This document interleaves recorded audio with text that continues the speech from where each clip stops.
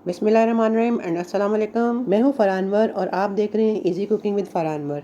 चलें जी, शुरू हो जाएं और बनाएं मेरे साथ हलवाई जैसा हलवा अब घर पर, यानी चंद मिनटों में हलवा बनाएं और ढेरों तारीफ पाएं। और इसके लिए मैंने लिया है 1 कप सूजी, 1 कप घी, 2 कप चीनी, 2 कप पानी, और ये बिल्कुल ऑथेंटिक रेशो है।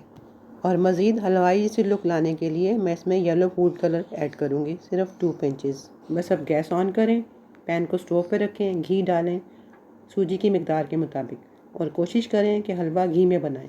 घी में हलवा ज़्यादा अच्छा बनता है। और मज़ीद खुशबूदार बनाने के लिए 4 से 5 छोटी इलायचियाँ शामिल करें।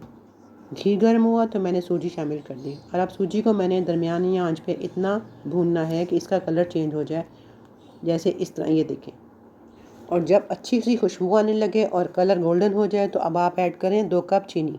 और ये ध्यान में रखें कि मैंने आंच धीमी रखी हुई है। बस चीनी के बाद हल्का सा हिलाएं और 2 कप पानी शामिल करें।